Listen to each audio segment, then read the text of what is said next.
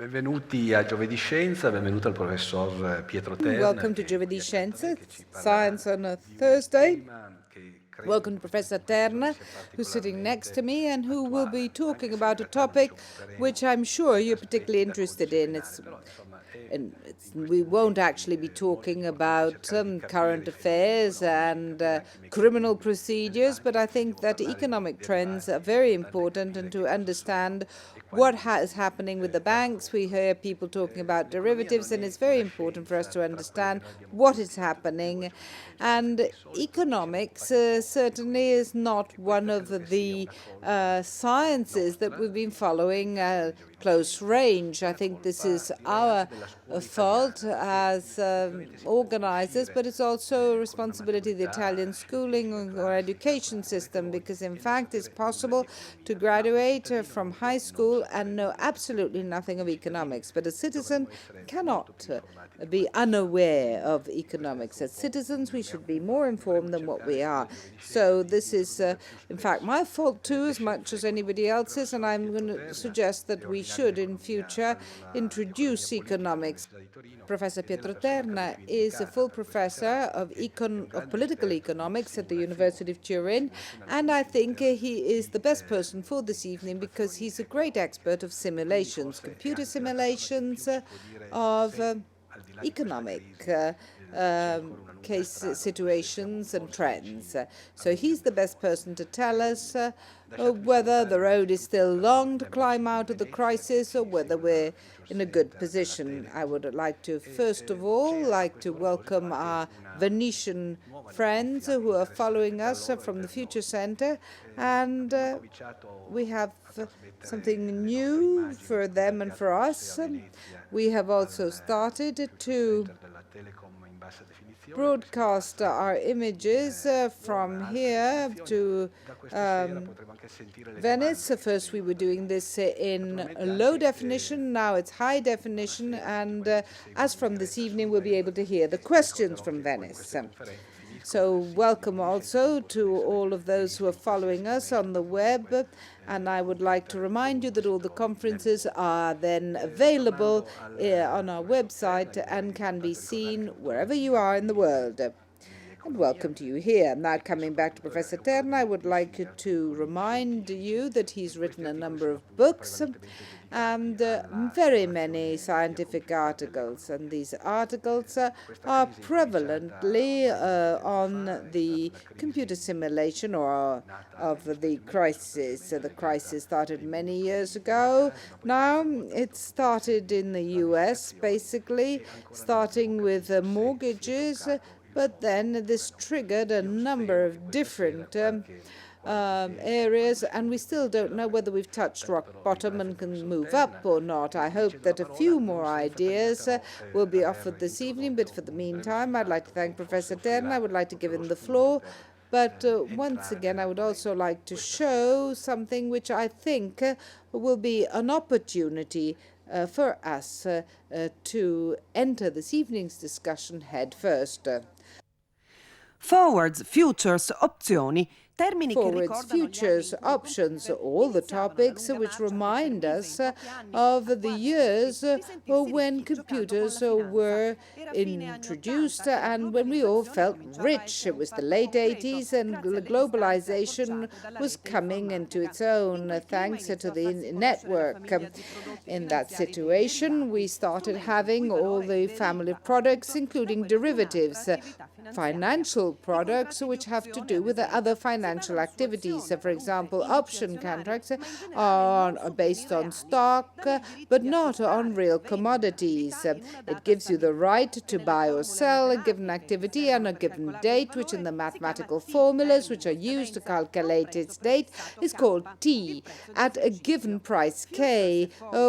Futures and forwards are usually employed to block the price of a good for a given period of time. Each and every decision that investors make linked to very complex mathematical calculations, which at one time meant that brokers were holding on to the phone and talking into it, but now it's automatic and computers. But this automation has meant that market fluctuations are not easily managed.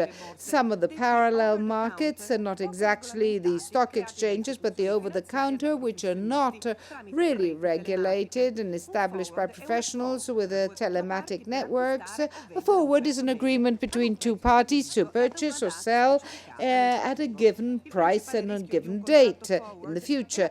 The main risk of a forward contract is that one of the two parties should not honor the commitment, and which means that if you change when you're going to buy or sell, the value of these will change. The futures are forward buying, but within the stock exchange. This has led to, and they have led to a number of controversial discussions because they are prone to they're grown to be very fragile and linked to unforeseen and unforecastable events.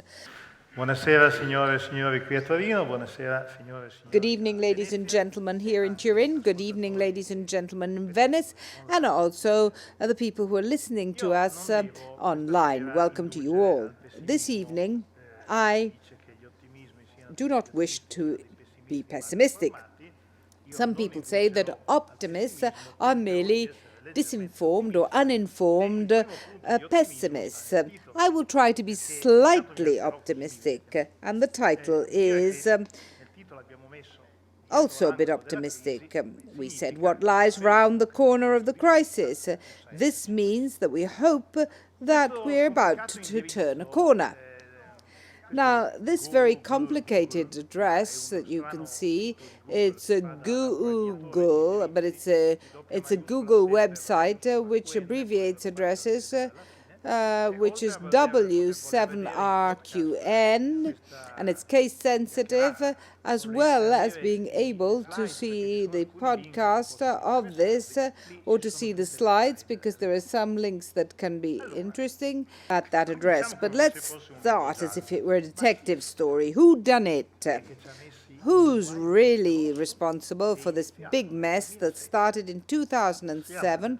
We're now in 2013, and we're still looking at the horizon to see if there are any good signs in the distance. We don't know who done it because it's not easy to identify the guilty parties. We know a lot of people made mistakes and that some people were not in good faith, but most of the problems are in fact due to mistakes or possibly to an overconfidence. That clip was very interesting because it shows us how with formula and computers people are convinced that they can manage the orders of magnitude of the economy, and maybe people were overconfident in these tools, and we're paying for it, and paying for it dearly.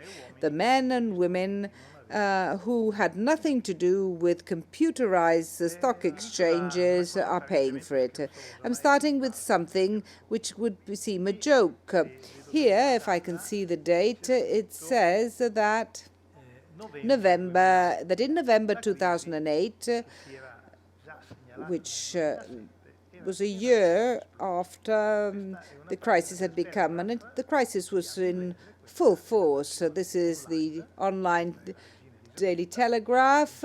Here you can see Queen Elizabeth and the Duke of Edinburgh. The Duke of Edinburgh is not really paying attention, but that's not the issue. Now, the Queen that day had gone to inaugurate a new building of LSE. LSE is a prestigious university where you study economics in London. Now, the paper said that some people say, or a lot of people say, that the Queen does her homework and she reads what her specialists and staff had prepared. But then she asked, saying, "Why didn't you tell us about this? tell us about the disaster that is taking place. Why did nobody notice it? The Queen asked. Professor Luis Garicano, he's Spanish, who's the director of research at LSE, said what he answered. Because the Queen said, why did nobody notice it? She said she was asking me if these things were so large, how come everybody missed it? And he said to the Queen, at every stage, someone was relying on somebody else and everyone thought they were doing the right thing. But if we all think we're doing the right thing, and one of the links of the chain makes a mistake, the disaster, it's not a crisis, it's a disaster, is round the corner. So now I'll try and explain what mistakes there were. The first mistake are to be attributed to my co-professionals, the economists. A few years ago, a rather lively woman my age accused me of being an economist, as if she were insulting me. We were in a lift and in a U.S. hotel. I was coming down from the 40th floor. The lady walked into the lift too, and she saw that I was part of a conference of economists, and it was the Eastern Economics Association. And I said, are you an economist? She asked me, and I said, yes, I am. Where are you from? And she said, where are you from? And I said, from Italy. Never mind, she said. She wasn't interested. But had she, in fact, been in the lift with one of the American economists, she would have beaten me to a pulp. And as soon as the lift stopped and the doors opened, I ran away. But a few years ago, well, somebody would have said, an economist, right, okay. They might be useful, they might not be useful, and so on. But what was the mistake that we made? Here, you can see a very emblematic image. Can we joke for a moment? Here it says the model of the perfect economic system. And here there are two professors. I'm one of them. And the other one is Professor Fornero. And I am mentioning Professor Fornero because we work in the same department. When she will be coming back and no longer be a minister, we will be very pleased to have her back. Her office is about 10 yards away from mine. And we're looking at our perfect little model of an economic system while there's a businessman who's not really very happy, in fact, who's desperate and is about to crash onto our abstract perfection, will squash our ideal city, and in squashing it, he will kill a number of people. A very important economist, Professor Lucas, who's a very famous economist, in fact, with his work in the 70s, in particular in the mid-70s and in the early 80s, he changed the School of Economics, introducing one of the things which we get our students to study. In fact, we torture them, and it's called the theory of rational expectations. Professor Lucas is a very rigid champion of our profession, and he believes, well, in fact, when he was asked the Queen's question, he said, well, and this is the economist here, if we had a formula that says that next week, Thursday the 6th, if I'm not mistaken, at 4 o'clock there'll be a crisis. Some of you may have seen that wonderful movie of the 60s or 70s, The Universal Judgment, and it said the Universal Judgment will be Friday at 5 o'clock. And it started immediately. The crisis would explode immediately. But that is not what the Queen and other people with a lot of common sense were expecting economists to say. They didn't want a date for the crisis, but they should be able to say what were the dangerous behavior patterns that could have led us to the crisis. And we should have, I include myself, we should have told you in time so that countermeasures could have been taken. Now, what were the mistakes here? Let's talk about it. Gli errori sono che l'economia è Well, una cosa first thing is that economics are very complicated. Look at these two drawings. The one on the left is serious, the one on the right is a bit of a joke. This is Professor Phillips, who's a great economist, and who in the 70s, in the great 70s, when there was a complete renewal of economics, Phillips carried out his main work in the 60s, but in the 70s, he further developed them. The 70s were very difficult. For those of you who were old enough, they will remember that inflation was very, very high in Italy, and Professor Phillips had studied the balance between inflation and employment, and he had envisaged a machine, a computing machine, the Phillips computing machine. It was an analogic and not a analogici, usavano livelli di tensione digital. This one did not use electricity but liquids. There are 4 examples of it. One is the British Museum, one in New Zealand, because Professor Phillips was a New Zealander, and I don't know where the other 2 are. Very complicated machine in any case. It never really worked properly, but Punch, that was very wonderful weekly of satire, that is now bankrupt, tried to open up again, but failed to, and it gave its version of Phillips' computing machine. Here you can see there's somebody running, there's a hot air balloon, there's a hamster running, and economics is a very complex machine. Were it true that there is some gnome that is causing the problems, of course there are the very naughty gnomes, but they are more versed in taking advantage of mistakes than in causing the problem themselves. I'm not certainly applauding the people who take advantage of mistakes, but if there were only a few people, a few gnomes that were the guilty party, it would be easier. But what happened with that diabolical system that you saw described a moment ago? People became overconfident, and they believed in formulae. Not all formulae are wrong. Of course, I will also say that there are some economists that were awarded the Nobel Prize last year and that developed a formula that were very important, especially in solving some of the human problems. It's the 2012 Nobel Prize. But here, with the reference to the work that physicists had carried out, and physicists are very good mathematicians, we started assessing risk, imagining that people are atoms or molecules of a gas. Particles. Particles are all the same. If I have a tank full of particles, it's exactly the same whether I study the center or the top left corner or the bottom right corner. There's no difference. So the important thing is that my formula should be properly developed. Physicists also studied perfect gases, and after that they have exceptional results. But economics is not perfect, and people are not all the same, and there is no random distribution of people in space. Be very careful with what I'm about to say now. The disaster that we mentioned, and that Dr. Pianucci reminded us of now, of the American mortgage collapses, started with a very good idea, that is to say, houses for all. In the US, there is no great market for rent. Normally, people own their houses. In Italy, too. But there is also a good market or rental market. Houses are much cheaper in the States than Italy because they're not as beautiful.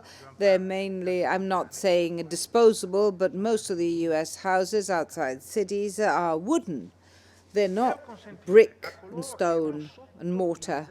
But to enable those who were below the threshold, which was required to get the prime mortgages, so the subprimes, they decided to grant people mortgages, and people said it didn't matter because the economy is growing. If they're not going to pay, but they will pay in the future because incomes are going up, and the government was pushing this. So they say, well, if they don't pay, well, they'll lose their house and something will happen again. there was a wave of mortgages in a moment in which there were lots and lots of houses on the market. My mathematical calculation, we should stop at 10%. So say that Pianucci has 10%. We give Professor Mayo 5% risk and not a 10% risk, and so on. So we calculate all the probabilities. I'm oversimplifying, but 10 by 10 by 5, it means a triple A. There's virtually no risk. In any case, we don't expect the three of them to default. That we have 200, not 200 will not default. But in fact, that's what happened because the concentration of risk was in the subprime middle class. And at one point, they stopped paying. At that point, these so-called AAA bonds had been sold and resold and resold, aggregated with others. And this started in the Middle Ages, that is to say, to translate the real commodities in paper was something which was invented in the Middle Ages in Tuscany. There's nothing new under the sun here. But one thing is to do it in a rather cautious and controlled manner, and another matter is to do it in cautious. You want an example of caution? People who are my age will remember when, and here in Turin, San Paolo is a long-term bank, had also a number of investment. If I wanted a mortgage, I gave my house as a guarantee, but they would give me at a maximum 70% if they were generous, so 60. But then if I was in the subprime in the States, they gave me 100%. So I was selling virtually, and they had both my house. When I bought here in Turin, they both had the house, but they also had my savings. This happened before inflation, so there's nothing criminal in what was done. But they were really too easy, happy-go-lucky. And in the middle, we have fraud, and we'll try now and understand what crimes were committed. What is the crime? I think you are well aware of the fact that people are greedy. Greed is one of the hallmarks of those who are involved in economics. Apparently, no one ever earns enough money, and I'm not talking about here and being pauperistic or favoring poverty, but the fact that a well-paid manager or executive should focus on wanting more and more and more and more and more. Wanting more and more luxury is something totally mysterious to me because you only have one life and it doesn't last all that long. You can't take more than something. You can't take anything with you when you die. So it's not as if you're going to make your children happy by leaving them a great wealth. Probably not. I'm a bit Calvinist in this respect, and I think that in Turin we're a bit like this. And in Venice they're not Calvinist, but I think they can understand very well what I'm about to say because they had a republic, and the republic was able to, and Venice was able to manage this very carefully. Say I'm the manager of a rather happy-go-lucky company. I love a lot of subprime mortgages, but the market is slowing down, and because they're the first signs of a crisis, so somebody's going to start querying that AAA. So what do? My name is Terna. I will create a second company called Terna Bis. They're very legal and everything.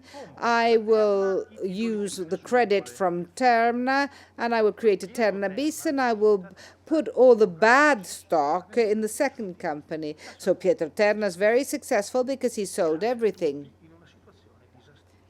And then he runs away, leaving everybody in a mess. What I told you is a chain of crimes which actually happened. Well, there were also, for example, people who went bankrupt in all this process, making things very complicated. And at this point, people were getting very worried.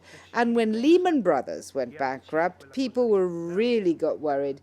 The person who decided to bankrupt Lehman Brothers was a criminal, but they were ignorant criminals because the Wall Street Journal said, well, who has credits towards Lehman Brothers? The Europeans. Who cares? Let the Lehman Brothers go bankrupt. Then there are those who said that Paulson, the Treasury Secretary, was an enemy of Lehman Brothers chairman. Well, it went down, and the States before the US collapsed because no big bank can fail was a myth, and that myth just crumbled into nothing. 2008, at this point, Pietro Terna wanted to buy a new car.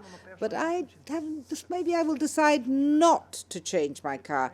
Didn't lose a penny, but I said, wait a minute, manage your family, don't change the car. But the fact that I haven't bought a new car since then will certainly create problems for the car manufacturers. All of us behaved in the same way, and this, for example, affected Piedmont, not only for cars, because in Piedmont, we'll be talking about it later, for example, produces lasting goods. We produce suits like this. We manufacture these. We don't have these junk sort of clothes. If in a moment of crisis I decide to wait 2 years before I change my jacket, nothing will happen to me, but it will be a disaster for the textile industry. Think of the difficulties of the city of Biella in this respect, where I meet some of my former students in Biella, and they say, look, I'm unemployed, professor, can you help me? And these are people who used to find a job immediately. So the crisis is really affecting people. And Biella, it's getting even worse. And that was the relationship between a financial problem, which had not affected me, and the behavior that I had as a result of that crisis, which did have an impact, because we have to rediscover trust. Trust has got a cost. It is not a price. It's an attitude. It's feeling that we are not able, we are able to judge things more carefully, so they're not going to be able to trick us. I think we have to have trust, but we have to have trust maybe in somebody we trust. Yes, there's nothing to do with the elections, although the elections are around the corner. I would have said the same thing if there had been no elections running up. But I better change the subject. We were talking about Philips' computing machine, but to make it laughing of it, let us try to understand with some major simplification. And I called it Turner's machine. And I then put there, a sort of negative comment. My machine is simplified, but never wrong. It says things that can be understood.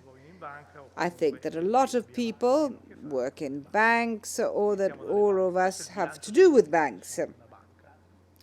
This is a very simplified balance and budget of a bank. Here you see we have credits, and this, in terms of that, was the assets, and as far as the liabilities are concerned, you have debts, and that's towards households and central banks.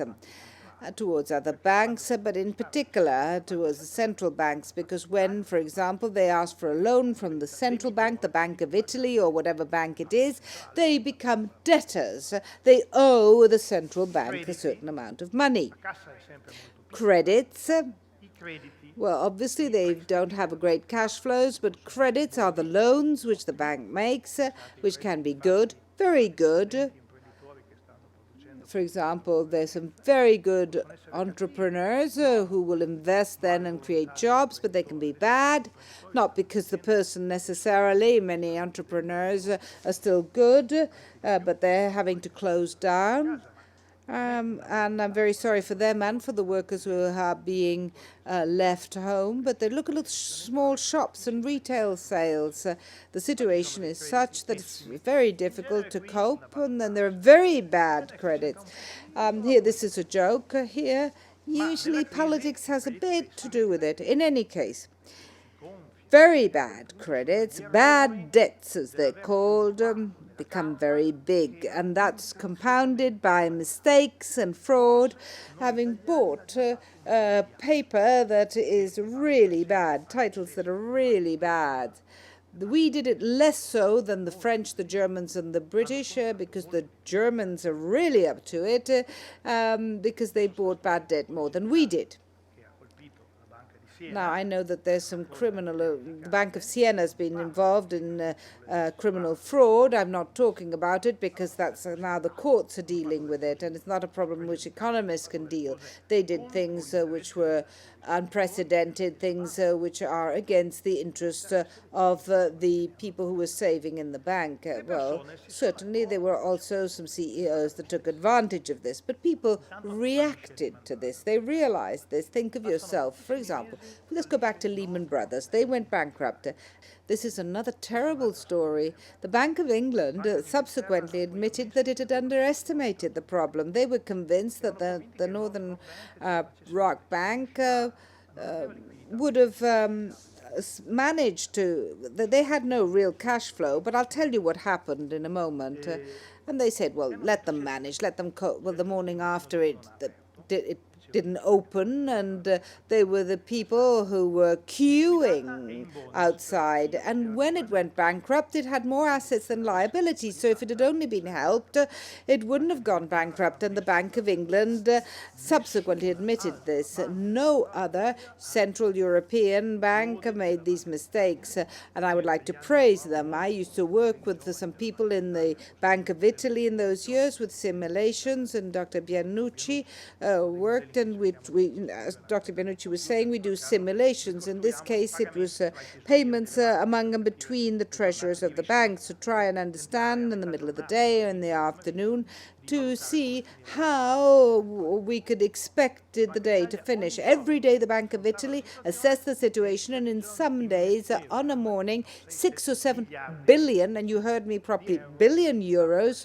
of cash were put into the system, and then the day after they were taken back.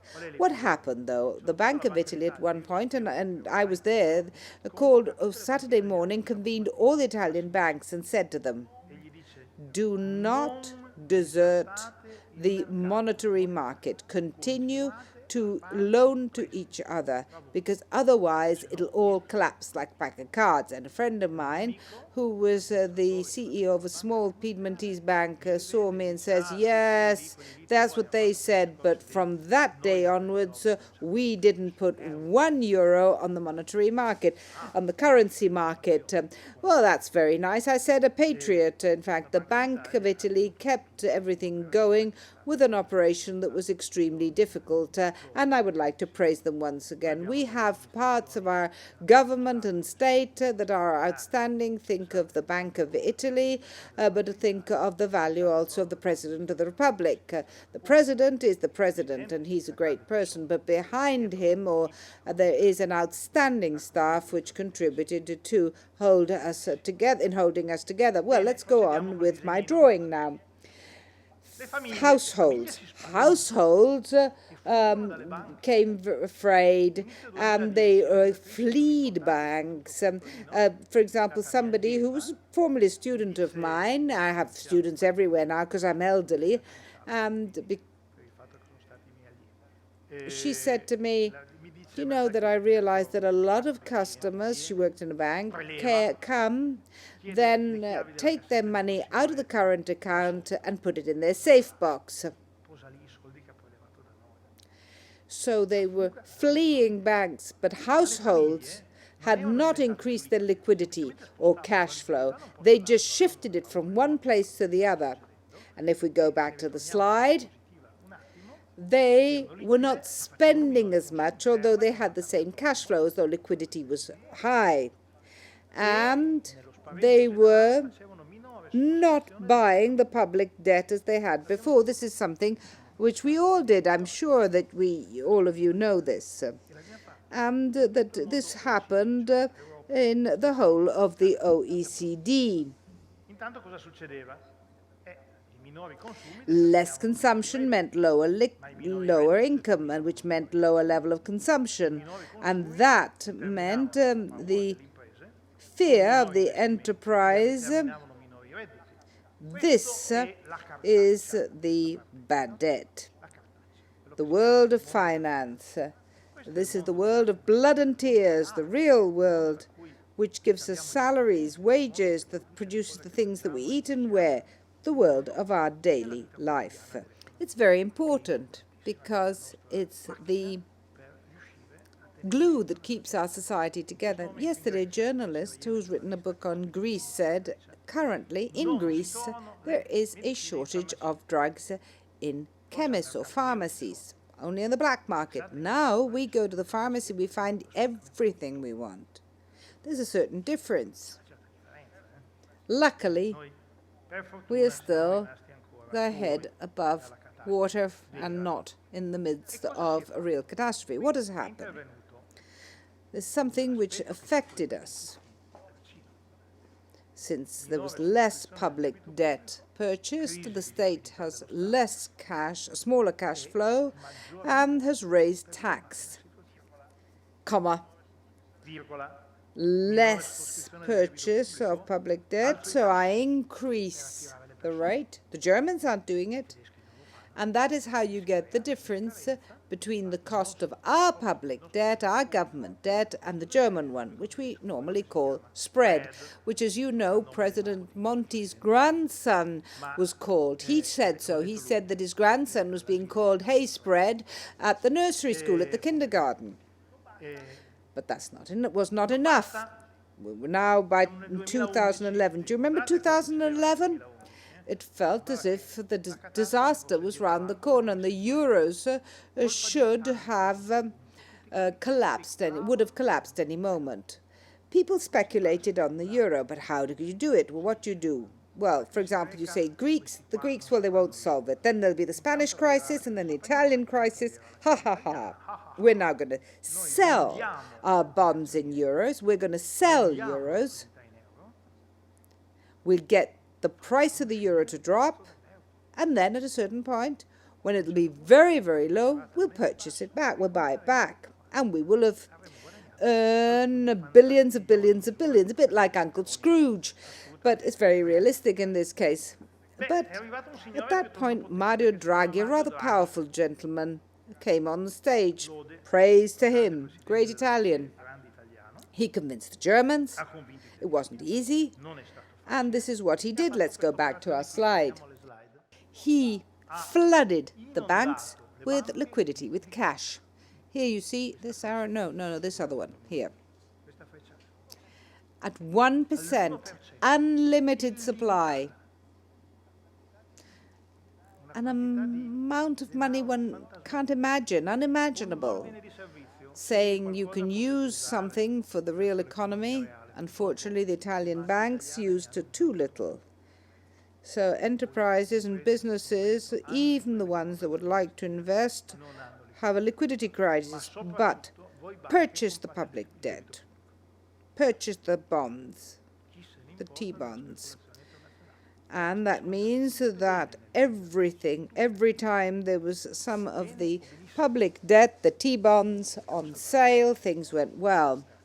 I think we saved the euro, especially because international speculators, luckily, lost a lot of money on this. And Angela Merkel, too, has changed her mind. She was against this type of agreement. Germany always voted against it, but Angela Merkel, at one point, she's a great stateswoman, and she said, the markets are harming our population. Our peoples. Very important. Markets must be neutral. What is a market? Well, market's the thing downstairs where there are stalls.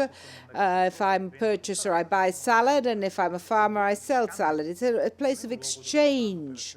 It's not where you speculate. These people who bet against the euro currently have lost a lot of money.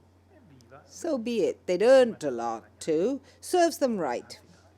Praise to Mario Draghi, but that's not enough, because we saved the situation, fine. And now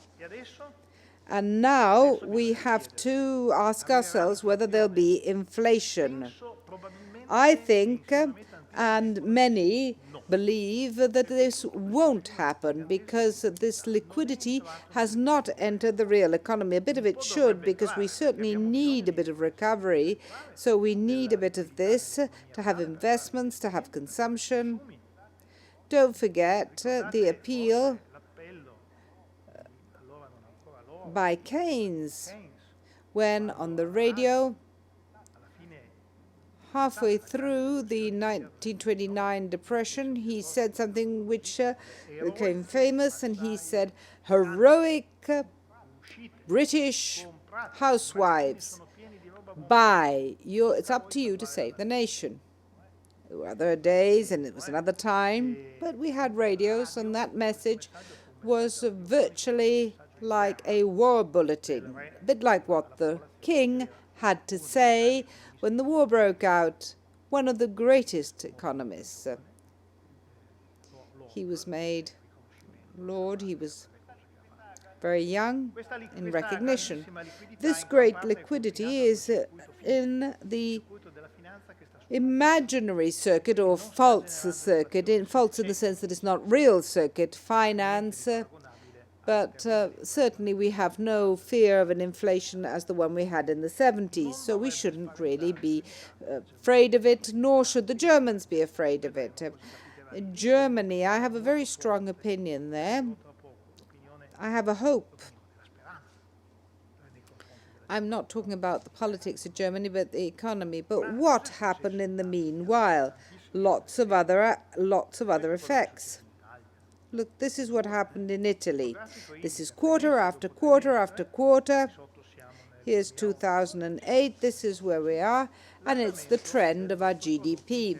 The GDP is a magical word. This is the amount of goods we produce. And on the basis of this, we generate the money for wages and salaries. It could be done for an enterprise, for a business, for a country, for part of a country. It dropped, and then here we were deluded into believing that it was going to get better, but it wasn't.